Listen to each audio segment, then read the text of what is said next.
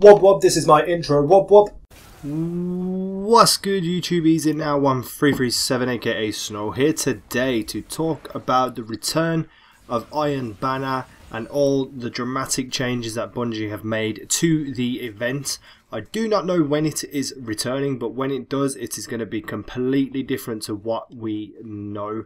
So firstly, power matters. So in the actual description it said that the level that you have actually makes you stronger against other people, but all it was that your defense made it harder for them to kill you, and their lower defense made it a little bit easier for you to kill them. But it wasn't dramatic, it wasn't noticeable. You could still get shit on by a level 12 whatever. So now they've changed it so that we will debut a much more dramatic difference between players of wide variation in level. We will detail the changes in an article of its own to come as soon as we settle on some of the numbers. So it looks like they're dramatically going to increase, if you're a higher level, what damage you can do. A big problem with Iron Banner was people quitting. When they were started to lose, they would quit because there was no point in playing, because there was no reputation for losing. So people just quit, and then the people who were left in the game suffered. So what they're doing now is bringing in a medallion of iron on a loss. So every time you lose, you get a medallion of iron, and upon the next win that you have, each medallion that you carry will convert into a reputation gain almost equal to a win. So let's say you go into Iron Banner and you lose every single game and you get 10 medallions, and then you win a game. Now, I only know by the Nightfall buff that it's about 30 rep per win. So, that being said, once you win a game, to me this sounds like you'll get your 30 rep for the win, but you'll also get 300 rep, or maybe 250, because I don't think they're going to make it equal to a win. But you're going to get quite a big reputation gain just for holding medallions in your inventory, which is a fix to people quitting, but I don't know. I'm not made up on that yet. So armors and weapons. So your armors, let me get into reading it because there's a lot of information here.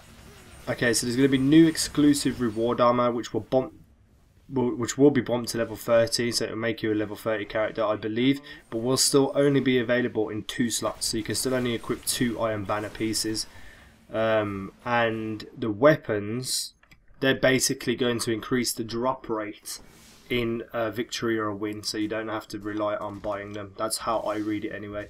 Next we have bounties. So the bounties, there was a lot of bounties that nobody would do because they were too hard to do and didn't get enough reputation rewards. So what they are doing now is that several of the bounties have been tuned down quite a bit, and the overall value of bounties have been bumped up. And they've also been moved on to Lord Saladin, who was getting a little lonely back there with only his going and dinosaur drawing. So you get your bounties from Lord Saladin now, and they're going to have a higher reputation reward, and they're going to be easier by the looks of it. And now there's got some new features as well. One of them is called reforging, and what that basically means is that you can have your previous weapons or weapons that you get during the next Iron Banner event, and you can reforge them for a small amount of motes of light, and what that will do will re-roll the stats on it, so you could get better stats, or such things like that, which is pretty cool. I really like that idea. It's something innovative which is going to make people want to get hand cannon rewards, re-roll them, get something they specifically like, and then have another hand cannon, the same hand cannon even, with different stats. So it's a pretty good thing they're doing. And they've also got a new feature called Tempered. So what this is a 12-hour buff that you can buy from Lord Saladin. I don't know what you buy it with, but it will increase your reputation gain. And this was put into for people who, because Iron Banner's only on for a week, people who had to work every day couldn't enjoy Iron Banner and get their reputation up. So they put this buff in for people to buy. I'm assuming probably with Crucible marks. That's what I'm going to take a guess at. And you can get a 12-hour boost in reputation. And last but not least, the Iron Banner reputation has been reset. Well, that's what they say on here, but it hasn't actually been reset. So what they were going to do is that every time Iron Banner came on, you were going to start from a 0 reputation. But they've realised now that that's not going to be viable. No one's going to play Iron Banner if that's the case. So what they've done is extended the level levels to level 5, so now you can get up to level 5, and obviously there'll be adjustments made with what items fall under what level. So you keep your reputation, but they've actually made it a little bit higher, so you can keep gaining more and more reputation.